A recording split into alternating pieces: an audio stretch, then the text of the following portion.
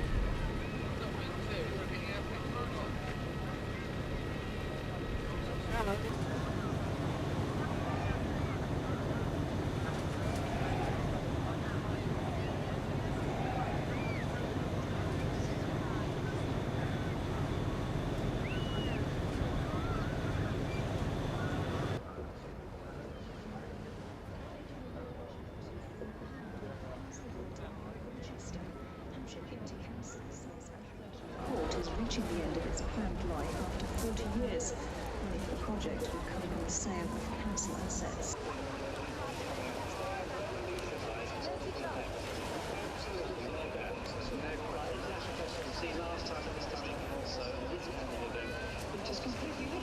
Well, absolutely. When you remember that actually the first Festival of the Sea in this country was held in 1996, where there were, I don't know,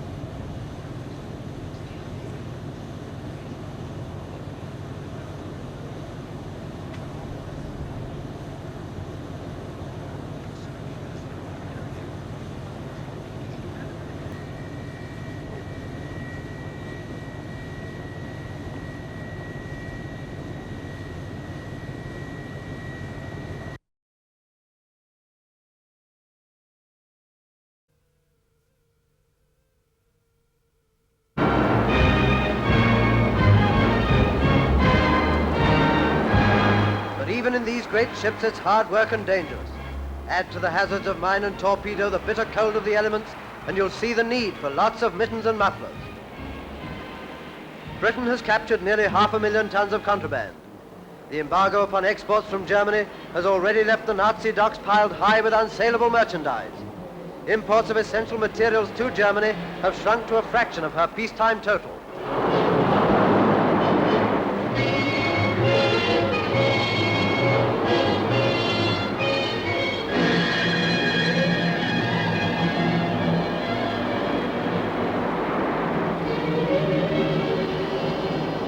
Yes, they form a majestic parade. Fair weather or foul, the fleet rides on. Day and night, these dreadnoughts thrash the swelling waters into foam, keeping secure the highways of our commerce. Britain has 2,000 ships always at sea. Every day, between 100 and 150 move in and out of the harbors of the United Kingdom, thanks to these grey policemen.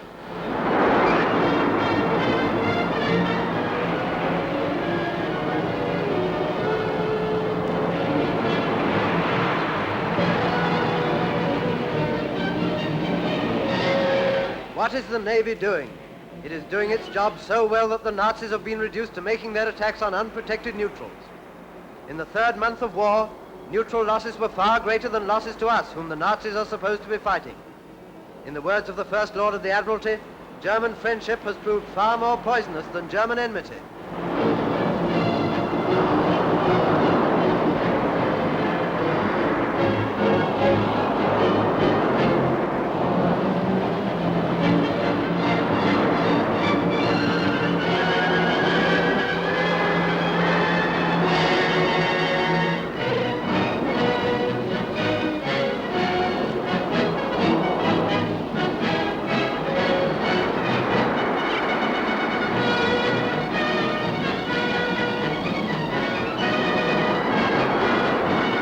Up till now, the fleet has seen most of the action of this war, and they're doing a superhuman job in a way that we always knew they would.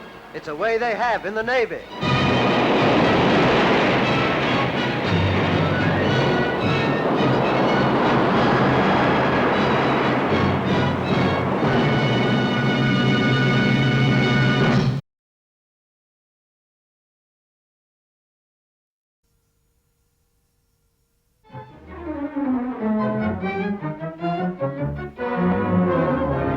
The battle story begins in Norway. Escorted by the new German cruiser Prince Eugen, the Bismarck was spotted by a British plane, heading for Denmark Straits, presumably to raid convoys. The freezing, mist-swept waters off Greenland, 8 hours flying time from Boston Harbor, became a battleground. Britain's great battlecruiser Hood, the world's largest warship, accompanied by HMS, streaking across the Atlantic, the British squadron closed in, and the mighty Hood opened fire. A direct hit from the Bismarck struck the Hood.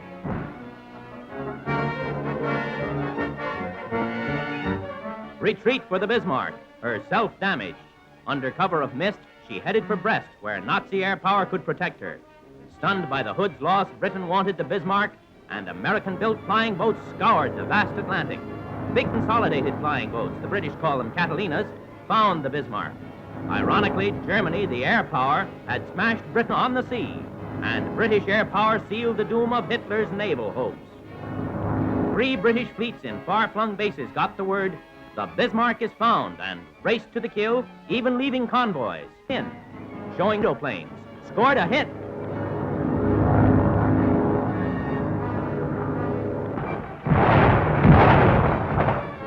Greatest of sea hunts. And thoroughly aroused, John Bull went to work.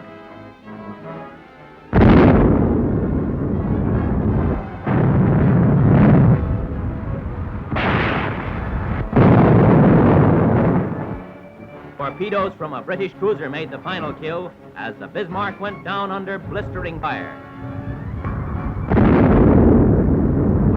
And Britain's flag flies today over the same number of capital ships with which she began the war. Britain's future may be dark and bloody, but the Royal Navy hoists its ensign high, a symbol of dogged fight.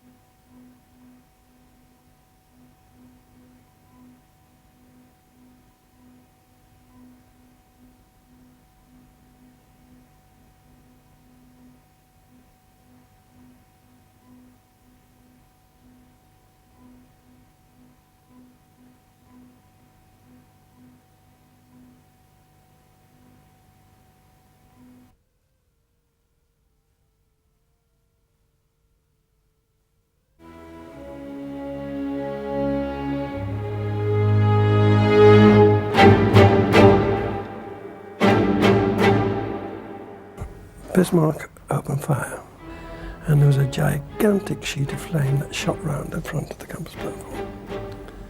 I felt myself being dragged down and down. The main memory is of that bow standing upright like that. The B turret just going with her. She was about 50 yards away. And the hissing and what have you, what that was going on around. And the thoughts of those men that were in there. Ted Briggs is on a journey. Today a tour of present-day naval power in Portsmouth Harbour. But he's about to embark on a much greater voyage. A personal mission to revisit the past. A chance to say goodbye to 1,400 crewmates who perished on the Hood. You heard of the Hood? No. I've heard about it, yes, but that's as far as I can remember back. It was sunk by the Bismarck in World War II, and almost everyone died. At 74, Ted Briggs is the last remaining survivor of an event that shook Britain to the core, and one that generations on still engenders respect. When you realised that the Hood was going to go down, what was the reaction? Sorry? What was the reaction of the men on board when you knew that the Hood was actually going to go down? There wasn't time. There wasn't time at all for anything? It was less than 3 minutes. Really? I'm very glad now. Thank you. HMS Hood was a battle cruiser. Built towards the end of the First World War, she was still the pride of the British fleet in the Second. The young seaman Ted Briggs had fallen in love with her when he was just 13. She had visited his hometown in Redcar. He joined up 2 years later. I could see what a powerful vessel she was. So it was then that I decided I wanted to join the Navy. When the list went up, there were 6 of us from my class that were going to Hood. I was one of them. And I just couldn't believe my luck. It's difficult to describe the awe and affection, both, which she had in the minds and hearts of people in Britain. She represented something which was very, very dear to them, their pride in the Navy and what the Navy stood for. But Germany too had a symbol of power, the mighty Bismarck, launched in 1939. The Hood was dispatched to stop her turning the war in the Nazis' favour. The German battleship would be sunk, but not by the Hood. So you could see the little red dots with the flame outside, just like a marigold or something like that. And we suddenly realised that these were 15-inch shells, and they were coming our way. And the third salvo hit. And that hit at the base of the mainmast. The result of that was catastrophic. She just blew apart. Huge things were gun turrets weighing 1,000 tons went up in the air. It was a terrible sight.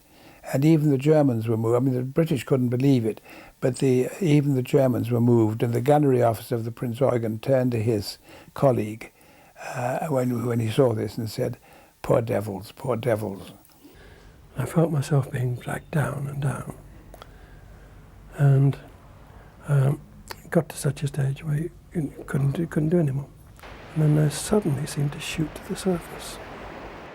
Covered in oil, just Ted Briggs and 2 other sailors survived of an entire ship's company. The news reached Britain that evening. One of my mother's friends had heard it on the radio, and he came round to tell my mum, and she automatically thought I'd gone. But his survival was confirmed from Reykjavik, where only in hospital did reality dawn. Ted Briggs is looking forward to getting his sea legs back for when he joins up with the mission searching for the Hood. He hopes the expedition, which will not disturb the wreck, may provide answers as to why she went down so quickly, and why so few survived. The same as the other 2, I just couldn't take it in. And people even now say, but you You must have realised that there were others. There weren't. There were no others.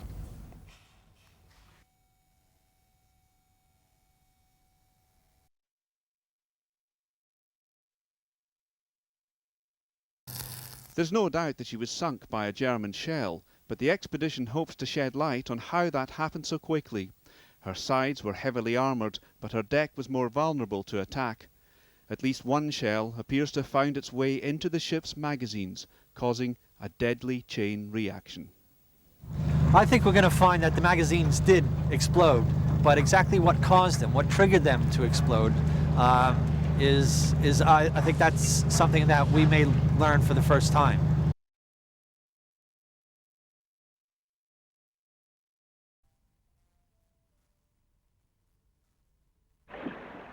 Follow the anchor chain along the seabed at 2,800 metres. And here lies HMS Hood. Lost in battle but found 60 years on, at least what's left of her.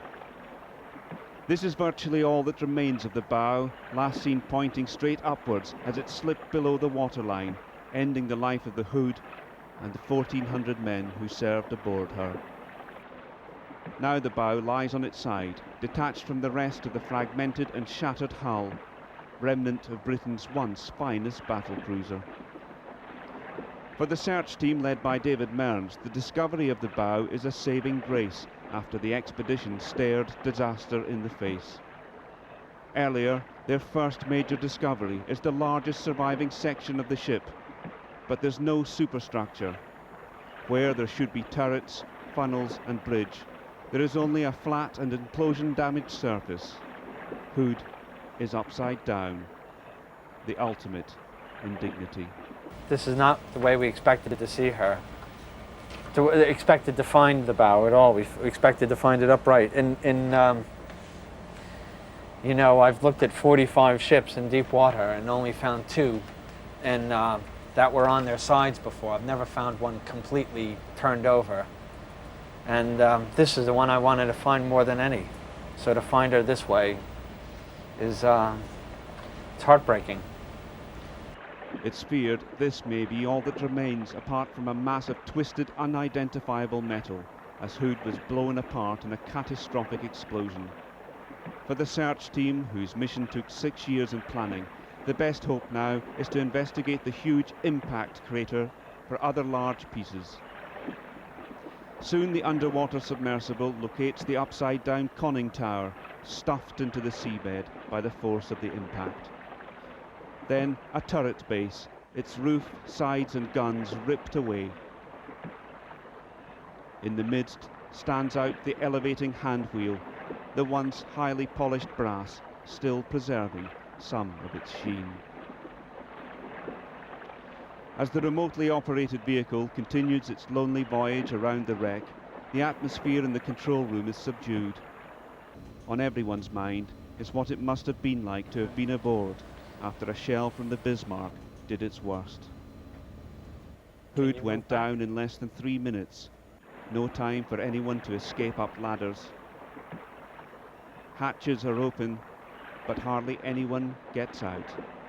There are just 3 survivors. I can't say I'm happy to see it because I think of what happens inside there. Lights are out, ship is vertical, you have no sense of orientation. Pressure is extremely high from air pressure and other things like that. And when a collapse occurs, it's very, very rapid. Much of the remnants are unrecognizable, a mass of twisted metal. The midships is known to have been obliterated. But then, another remarkable find, 700 meters from the upturned hull. Slowly, a shape is made out coming into view. It's the stern, planted partly upright into the seabed, the ensign staff still intact. The planking too has somehow survived.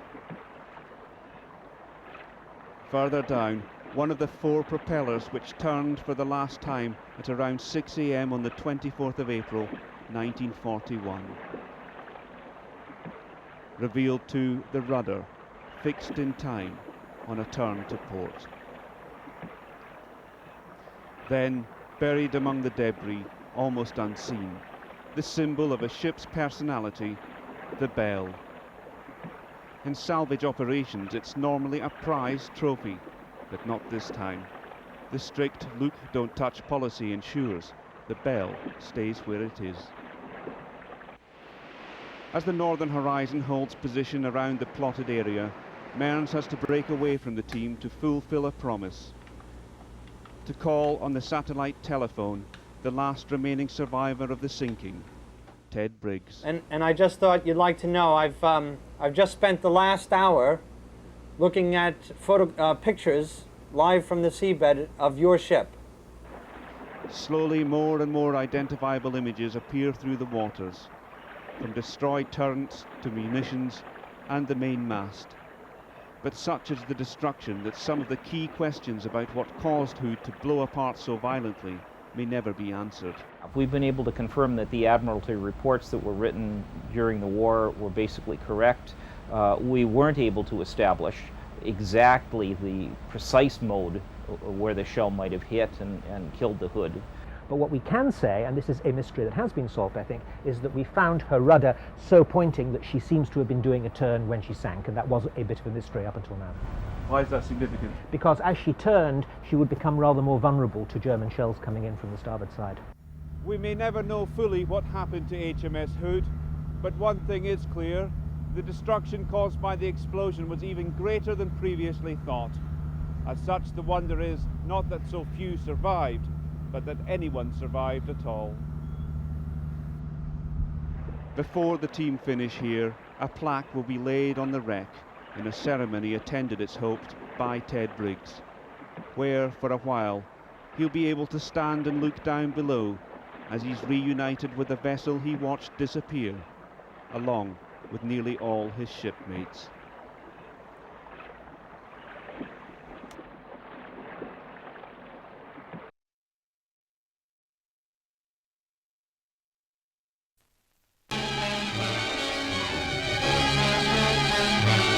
Limping into the harbor of Montevideo in Uruguay comes the German pocket battleship Graf Spee to bind the wound she received in combat. With the crew are captains of British merchant ships sunk in the 4 months of the Spee's career as a sea raider in the South Atlantic. For the German sailors and the Graf Spee's commander, Captain Hans Langsdorff, the first naval battle of the present European war has ended in defeat. In their encounter with 3 British men of war, 60 of the sailors aboard the Spee were wounded. They are being taken to hospitals in Montevideo. But 36 of their comrades rest in simple pine boxes draped with swastikas. A detachment of Marines and seamen land in Montevideo to give their dead the burial of fighting men.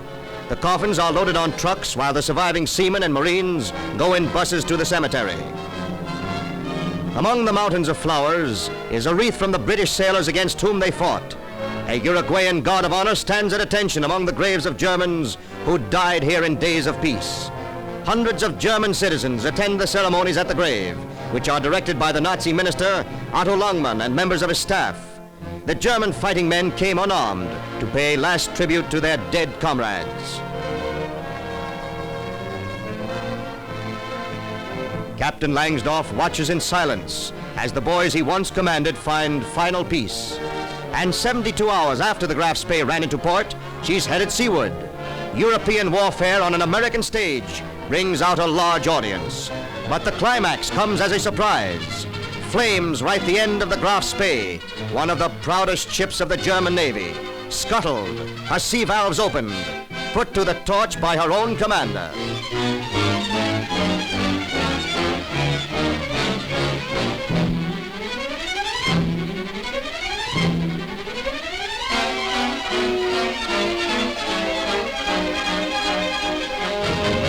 Safely back to Buenos Aires comes the crew, after being picked up by a boat which had followed the battleship out of the harbor. Orders to scuttle their ship came from the High Command in Berlin. Their careers as fighting men are over, for they are to be interned in Argentina. 1,000 men originally were under the command of Captain Langsdorff, and he looks after the details of their internment as the last official act of his career. For in 3 days, Langsdorff is to end his own life with a bullet in his brain.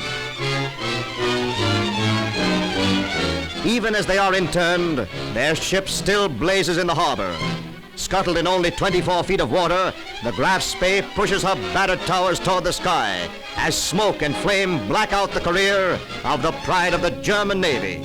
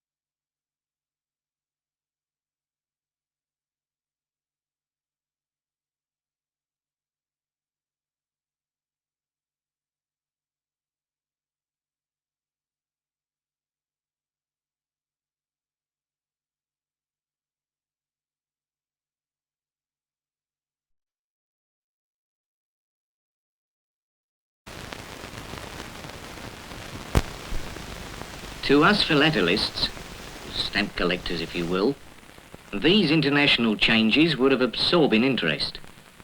And at home the situation was without parallel in our history. They had to print 3 different heads on our stamps in less than 1 year. Freak of course, but remarkable.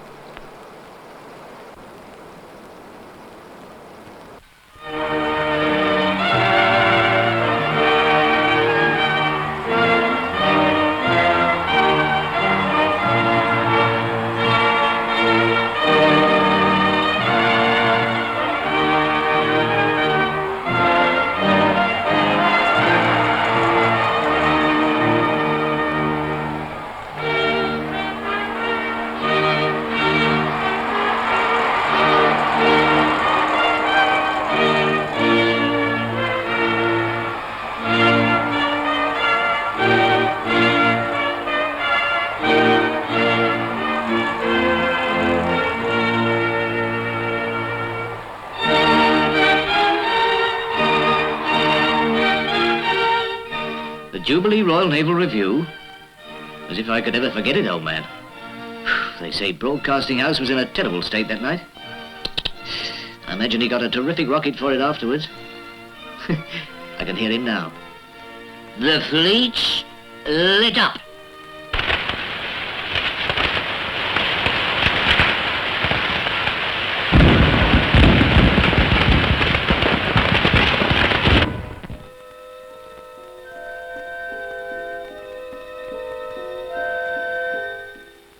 This is London. Following bulletin was issued at 9:25. The King's life is moving peacefully towards its close. Signed, Frederick Willans, Stanley Hewitt, Dawson of Penn.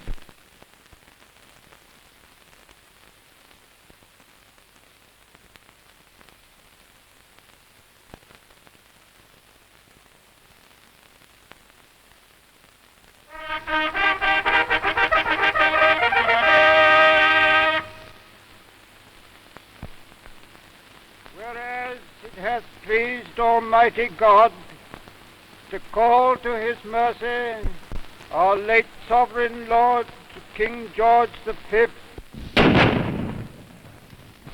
of blessed and glorious memory, that the high and mighty Prince Edward Albert Christian George Andrew Patrick David is now become our only lawful king by the grace of God of Great Britain, Ireland, and the British dominions beyond the seas, defender of the faith, Emperor of India. God save the King.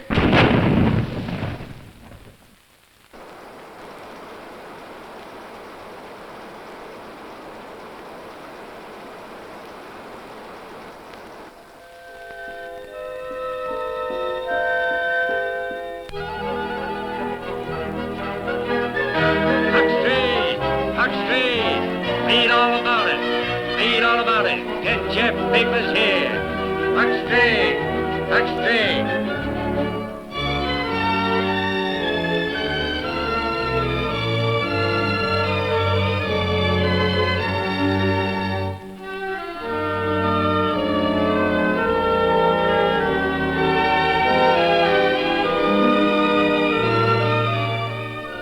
You all know the reasons which have impelled me to renounce the throne. But you must believe me when I tell you that I have found it impossible to carry the heavy burden of responsibility and to discharge my duties as king as I would wish to do without the help and support of the woman I love.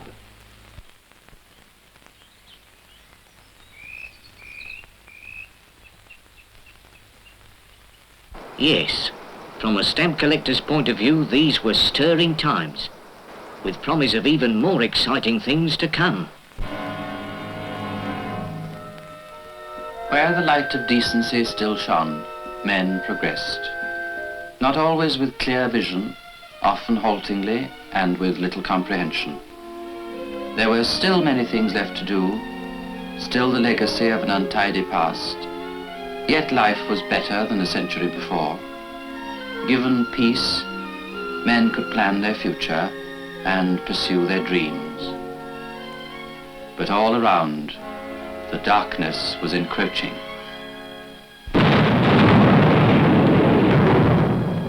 In China, Japan waged ruthless war. Primal cruelty was practiced with modern skill. And from the clouds dropped death.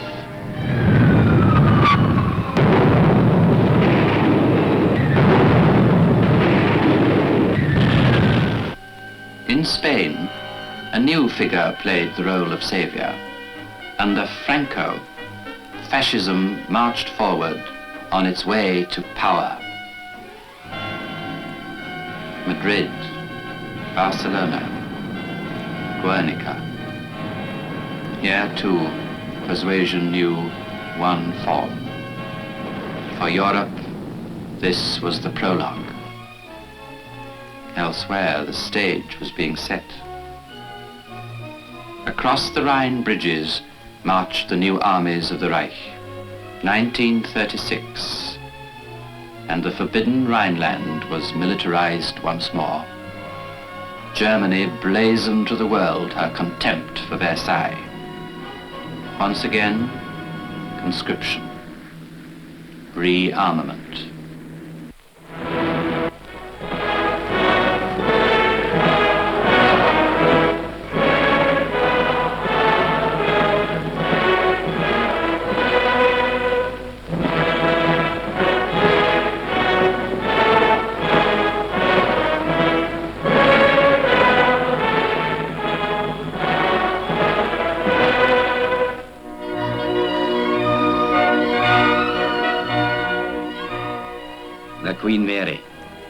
remember? Canada 534. We finished her after all. Man, she was a bonny job. Ah, you can keep your airliners and your airships. Airships. Remember what I said about them earlier on? Now just watch this one.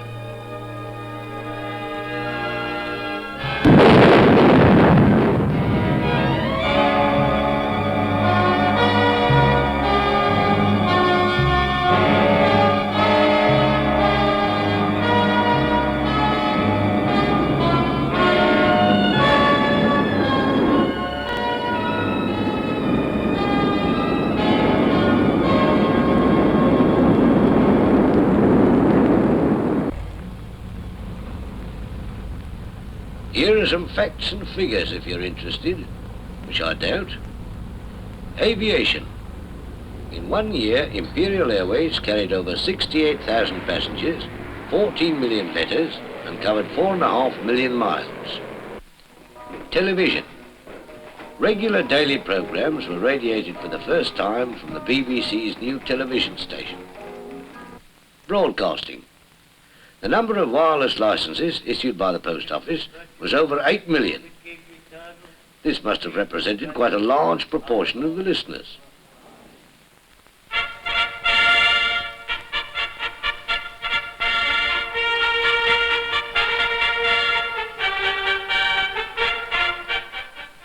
The Archbishop, assisted by the other bishops, moves down from the altar. The Dean of Westminster brings the crown. The Archbishop takes it from him and lays it reverently on the King's head. And His Majesty, King George VI, is acclaimed. I'll never forget the coronation. Your Aunt Millie and me saw it all. Stood for hours, we did. All Millie could think about was her feet, but I could have stood twice as long. Yes, it was wonderful. Now look here, Millie, I says. Nobody's making you stand. You ought to be thankful you're in Britain and not in one of them countries where you have to stick your hand in the air as well.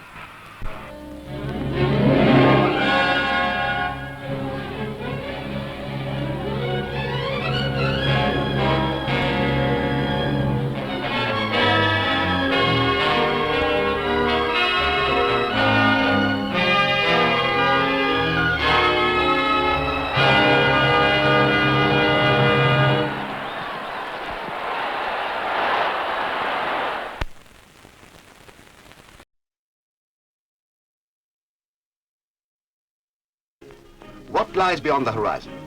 This question has always inspired the adventurous. Let's take a look. Yes, you've got to take the rough with the smooth if you go to sea. But after the storm, the calm. Southward, through blue seas, under clear skies, towards strange romantic lands. Gone are most of the hardships of the days of Drake.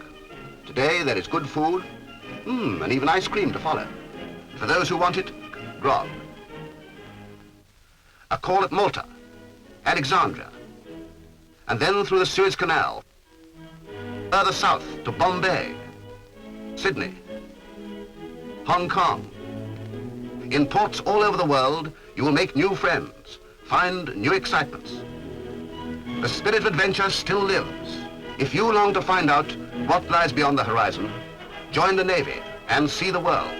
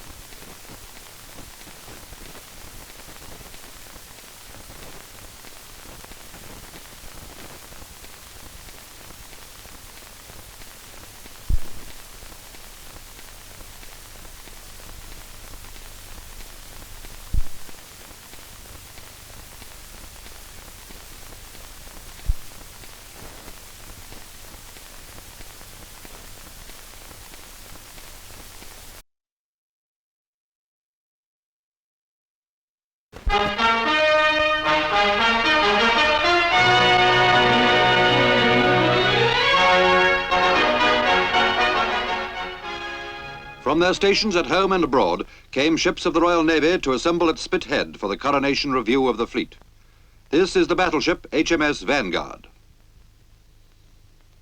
And here is the aircraft carrier HMS Eagle, one of the largest and most powerful units of the fleet. The cruiser Glasgow, typical of the ships who play so vital a part in keeping our trade routes open in time of war.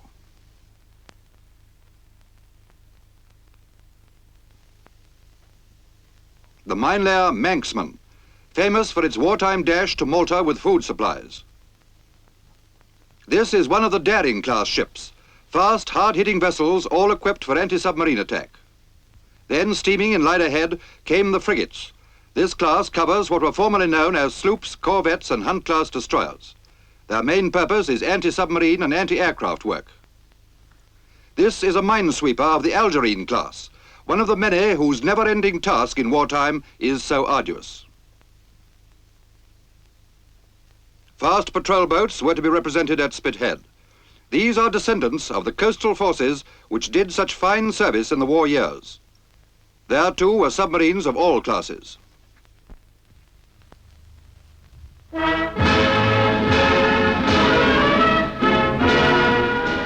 This was the scene at Spithead. Along the lines of ships at anchor in the Solent, the frigate HMS Surprise was to pass in performance of her duty as royal yacht for the Queen.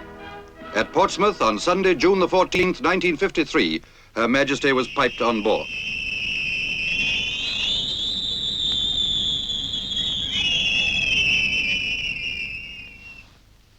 Later, the Duke of Edinburgh joined the Queen, who received captains of many of the ships present.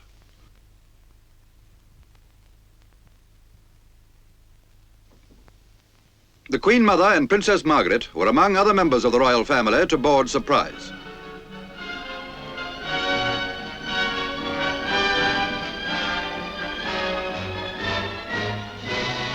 At 3 p.m. on June the 15th, Surprise, flying the Royal Standard and the Admiralty flag, drew slowly away from the jetty, and the Queen and the Duke of Edinburgh made their way to the saluting platform.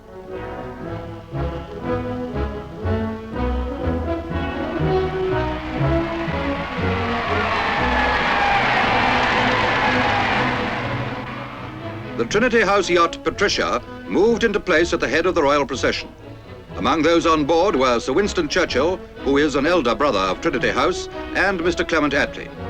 A royal salute of 21 guns fired by all the saluting ships greeted the royal yacht.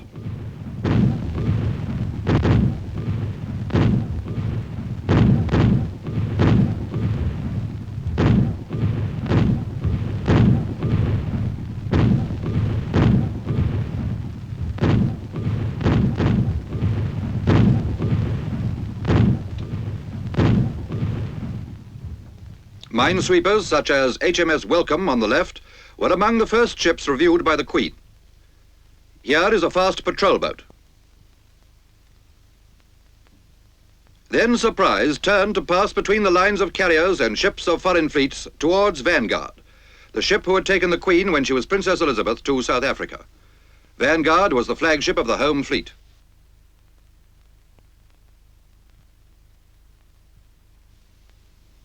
A Royal Marine band saluted Her Majesty as Surprise drew near the great battleship.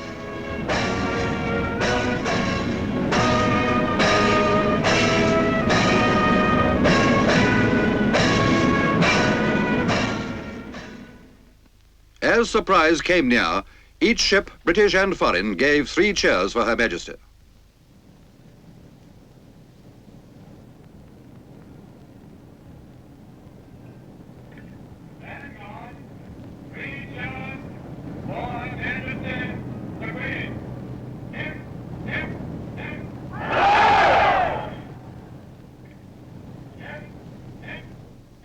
An American visitor was USS Baltimore.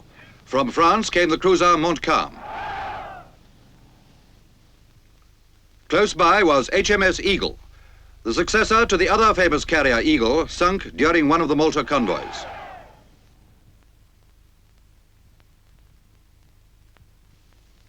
Other ships who escorted Surprise included the navigational training ships Starling and Redpole, the radio trial ship Fleetwood, and the frigate Helmsdale.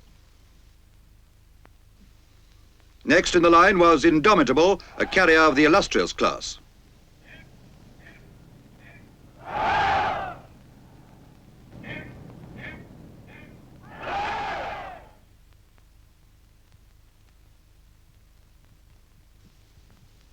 The Soviet Union sent their new cruiser Sverdlov to the review. She was making her first visit to a foreign port since she went into commission 2 years ago. Very few details have been released about Sverdlov, though 12 6-inch guns form part of her armament.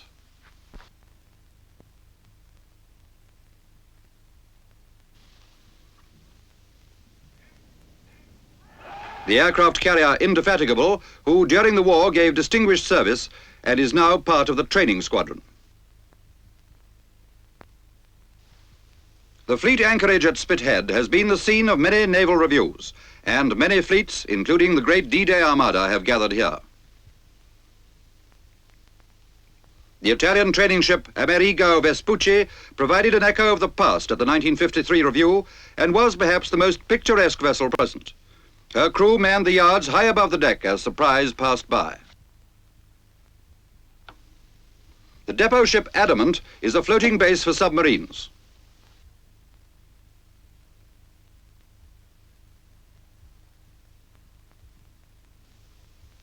Far away in the background can be seen the 3 funnels of the Devonshire, well known for her many years' service as a cadet's training cruiser. HMS Protector was designed for net laying and target towing. The Maidstone and the Montclair, 2 more submarine depot ships. Next in the line were the submarines themselves. Even as the review was taking place, came news that HMS Andrew, an A-class submarine, had performed the magnificent feat of crossing the Atlantic underwater, a voyage of 2,840 miles.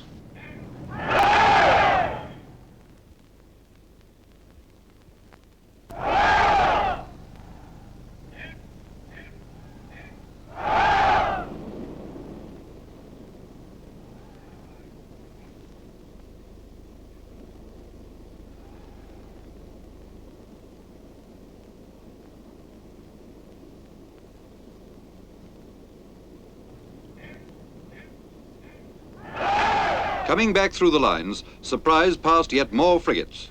This is HMS Brocklesby. Next to Brocklesby was anchored the frigate Orwell.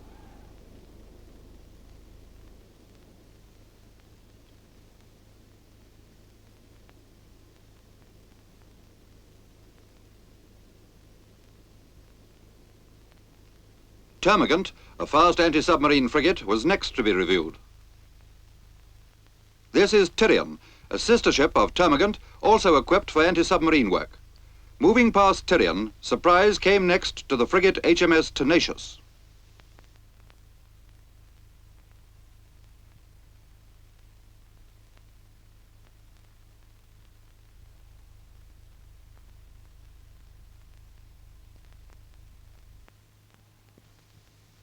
This is the destroyer St. Kitts, one of the battle class. Her high speed and great maneuverability make her a suitable craft for almost any duty.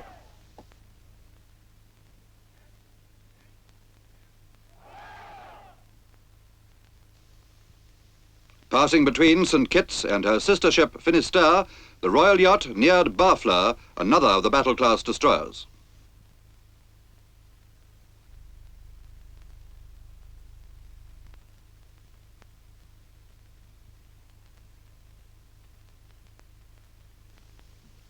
Next to be reviewed were anti-submarine escort destroyers of the weapon class. This is Crossbow.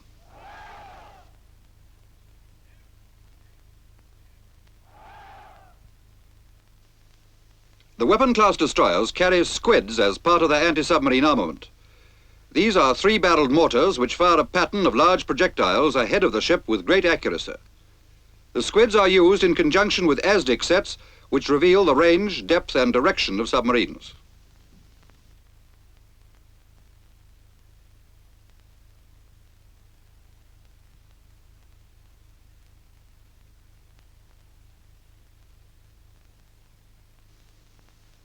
In the far distance, ships of the Commonwealth fleets were anchored.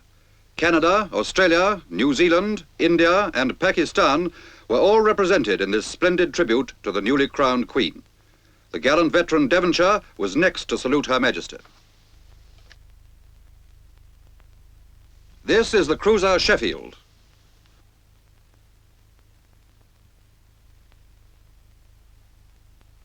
Then came Swiftshire, flagship of the home fleet flotillas.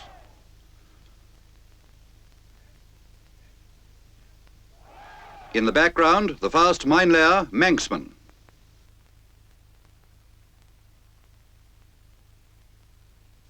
The cruiser Gambia, flagship of the Mediterranean flotillas.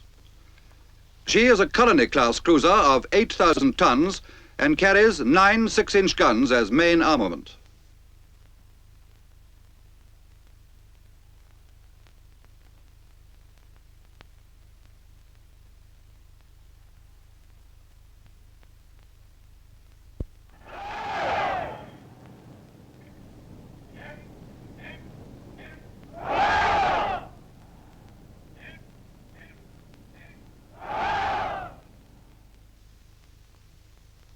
In the background is the light cruiser Dido, flagship of the reserve fleet.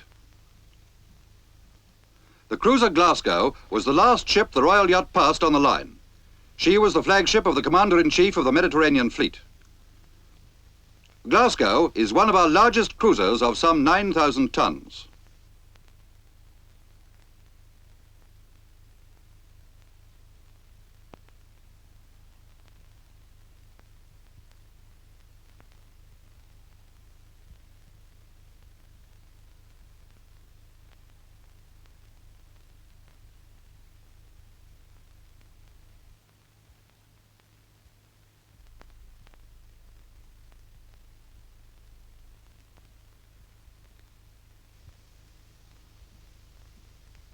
Surprise anchored only a short distance from Vanguard.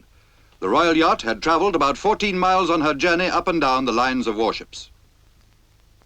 There was still one more part of the Royal Navy to salute the Queen, the Fleet Air Arm. Heading a great fly-past came Dragonfly helicopters. These aircraft are much used by the Navy for rescue and fleet communications work.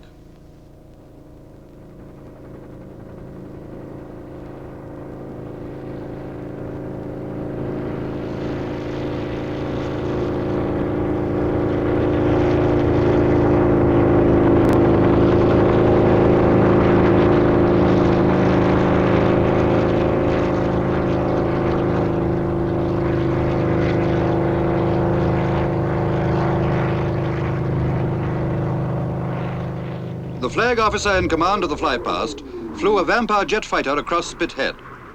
The Royal Naval Volunteer Reserve, the Royal Canadian Navy, and the Royal Australian Navy all took part in the fly-past. More than 300 planes flew in salute, including Fireflies, Sea Furies, Sea Hornets, Sky Raiders, Avengers, Meteors, Attackers, and Sea Hawks.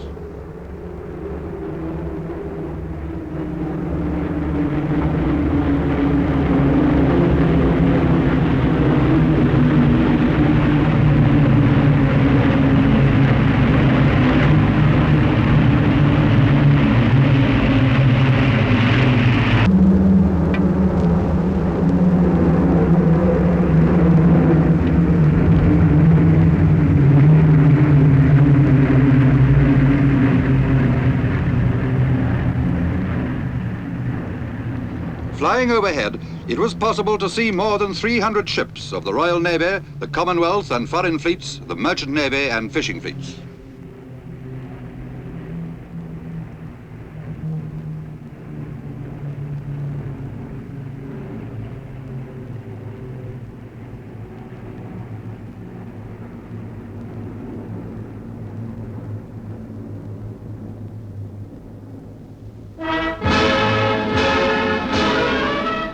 During the evening, Her Majesty the Queen transferred from Surprise to Vanguard for dinner. But the Fleet Review celebrations had not yet ended. As darkness fell, final preparations were made to illuminate the ships.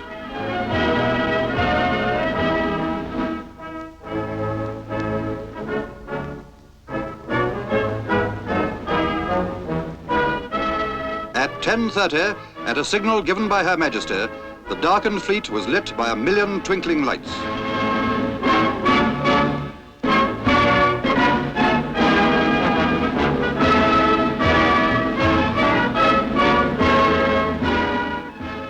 And then, in final tribute to Her Majesty, thousands of fireworks were set off, a glittering finale to the coronation review of the fleet.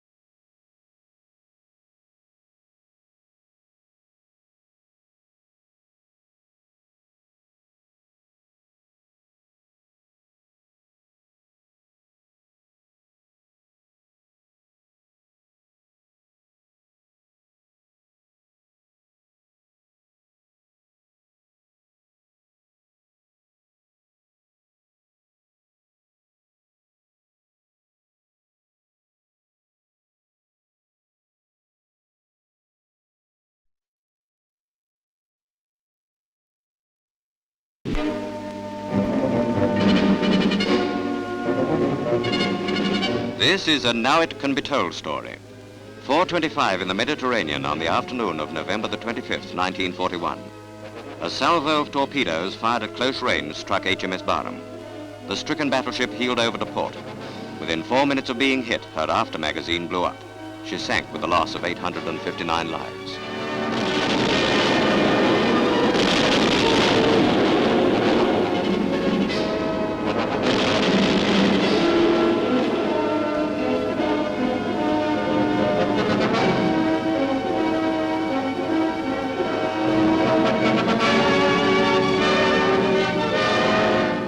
The cause of the final explosion has never been ascertained.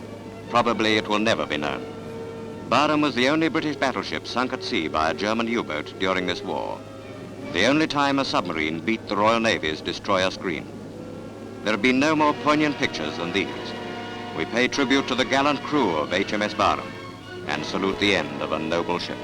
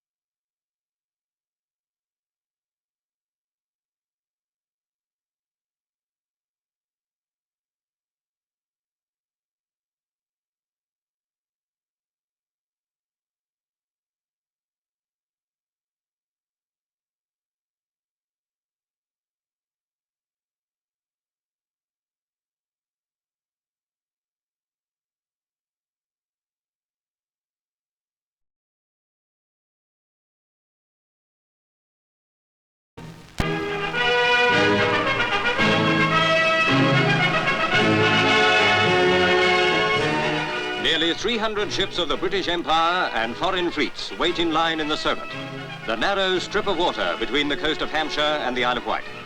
For more than 400 years, British ships have gathered here for review by the Sovereign. Soon, to celebrate Her Majesty's coronation, the dispatch vessel Surprise will sail out from Portsmouth bearing Queen Elizabeth along the lines of warships and merchantmen. The Queen is piped aboard.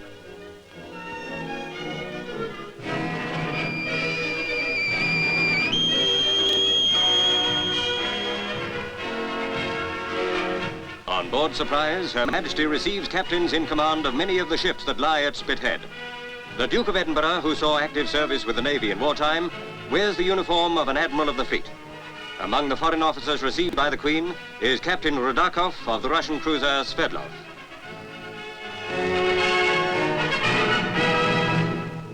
Sir Winston Churchill, as an elder brother of Trinity House, boards Patricia, which will lead the royal yacht in the review procession. Mr. Attlee is another guest on the same vessel.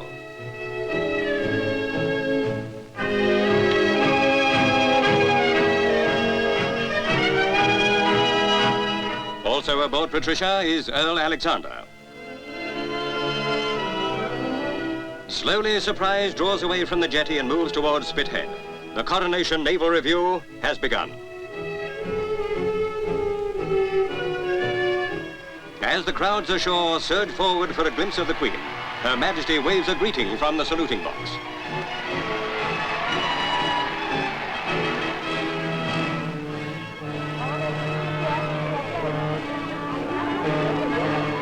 In lines stretching for 7 miles, the ships wait to greet Her Majesty, each dressed overall. Also aboard Surprise is Princess Margaret. As the royal yacht enters the review lines, warships of all the nations represented fire a salute of 21 guns.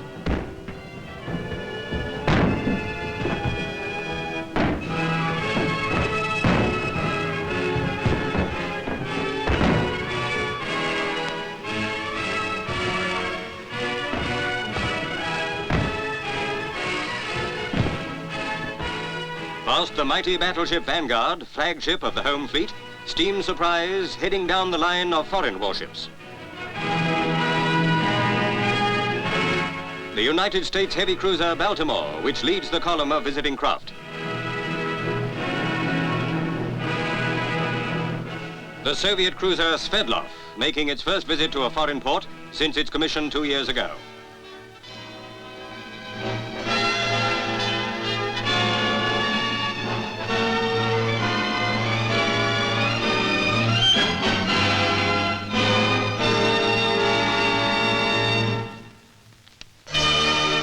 The Queen Mother chats with Lady Mountbatten as Surprise moves slowly along the line of mighty aircraft carriers. As the royal yacht passes among the fleets, cheers ring out from every vessel. The crew of the battle-class destroyer St. Kitts greets the Queen. Close by is the Italian training ship Amerigo Vespucci, a fully rigged sailing vessel. Her crew man the yards high above the deck.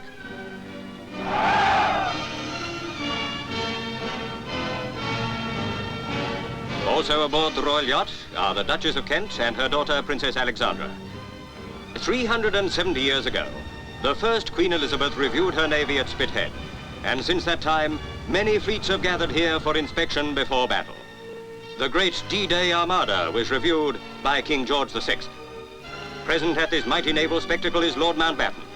Even as the review continues, comes news that a British submarine has crossed the Atlantic without surfacing, a magnificent feat by Royal Navy personnel.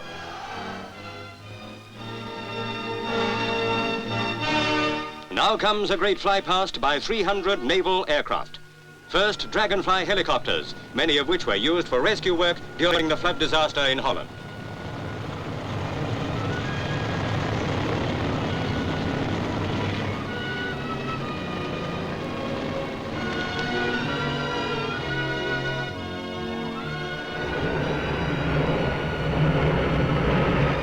In tight formation, fighters, reconnaissance aircraft and anti-submarine planes, all designed to fly from aircraft carriers, swoop past Her Majesty in salute.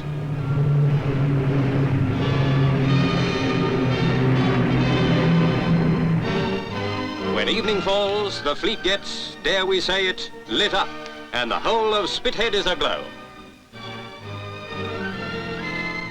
At a given signal, the huge firework display begins.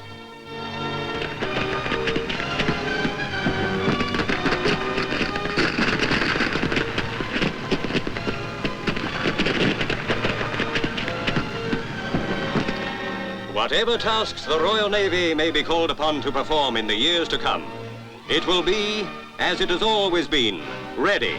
Aye, ready.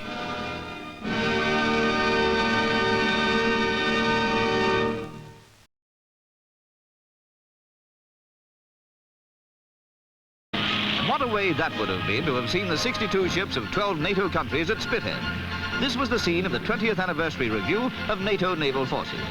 The weather was fine, and the ships, dressed overall and spick and span, made a grand sight as the Royal Yacht Britannia steamed up and down the lines of fighting ships to acknowledge each in turn.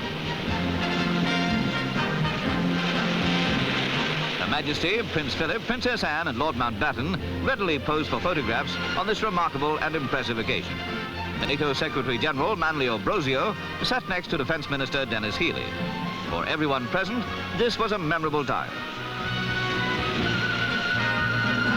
On the United States carrier Wasp, officers and crew lined up as Britannia neared. The Queen, as Lord High Admiral of the Royal Navy, was to pass by all the 62 ships and acknowledge their 14,000 officers and men.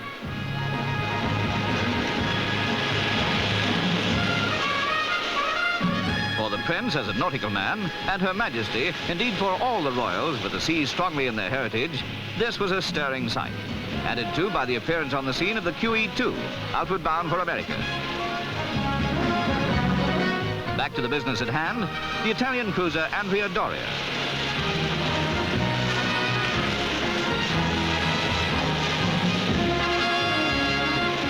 The Netherlands frigate Van Ness. In the background, the British anti-submarine frigate Eastbourne and another UK ship in the same class, Torquay. For more than 2 hours, the Royal Yacht steamed between the lines of submarines, minesweepers, frigates, destroyers and cruisers, symbols of a 20-year alliance in the Atlantic. In the words of Manlio Ambrosio, it threatens no country. It ardently pursues international cooperation. This occasion was indeed an appropriate thank you to the navies who keep the peace.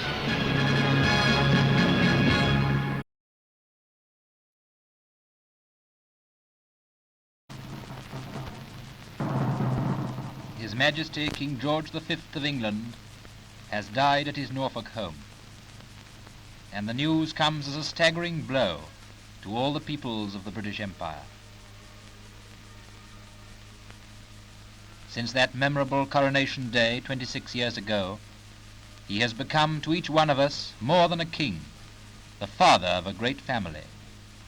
Through 26 troubled years, through a terrible war, through times of unrest and depression, he has been a sincere and devoted leader, a wise and unselfish ruler, a king who maintained through all the storms of the 20th century the unswerving trust and love of his people. The greatest tribute we can pay him now is to remember how in all things he took part in the life of his subjects, how they shared in the joys and sorrows of the royal family. Their devotion was never more strikingly manifest than during his serious illness of 7 years ago, when daily crowds gathered outside Buckingham Palace waiting for news.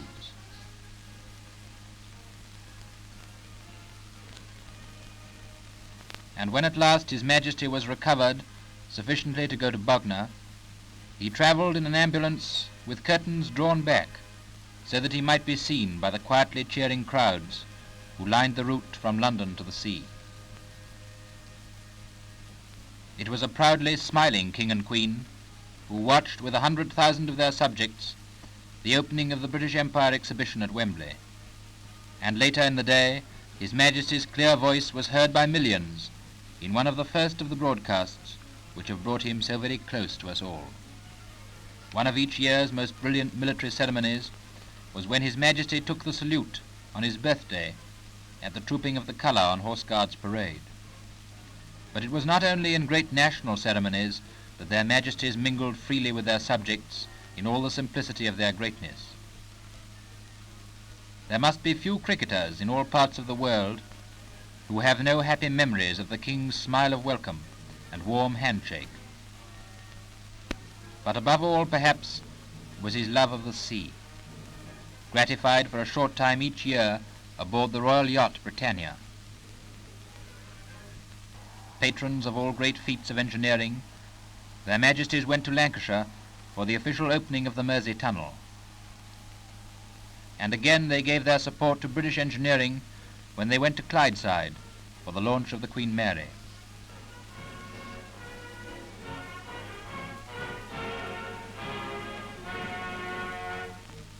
But it was during the Jubilee year that has just passed that the ever-growing loyalty and love that the Empire felt for its sovereign burst into full manifestation in the cheering and the pealing of bells and the glad music that rang round the world. On Jubilee Day it was clear that there was no man alive to whom more hearts and minds in all the nations of the world wished happiness and strength than King George of England.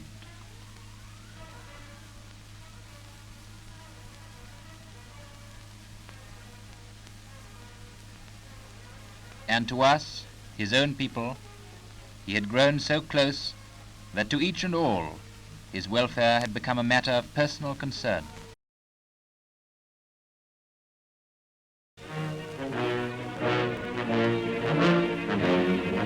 For week after week of arduous days, the Navy has been preparing to make the Coronation Review the greatest in its history. Days of stress and strain, days of endless rehearsal, days that seemed all too short to get ready for the dazzling display that was to come. For the Navy remembers that, like his father, George VI is a sailor king who received his final training at the Royal Naval College at Dartmouth, whose first after-school memories must be of life at sea with the Grand Fleet. Small wonder at the warmth of Portsmouth welcome the day before the review as their Majesties arrive at the South Railway jetty to embark on the royal yacht Victoria and Albert.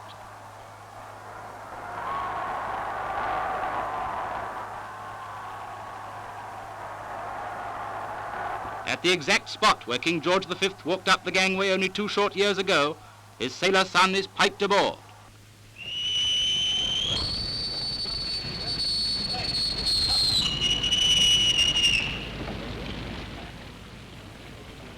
And a salute of 21 guns booms out over the Solent and echoes back seconds later.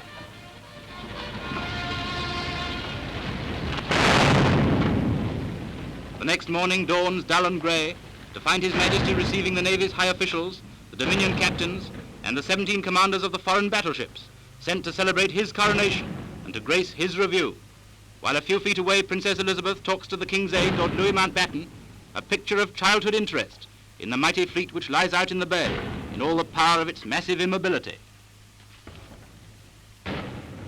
Their Majesties and the Princess go up to the bridge. Slowly the Victoria and Albert steams out of Portsmouth harbour. A pale sun comes out to shine on grey steel and coloured bunting. As our camera takes to the air, 6 miles of warships unroll against a curtain of grey mist, out of which presently will roar the vibrating thunder of the Navy's salute to its King.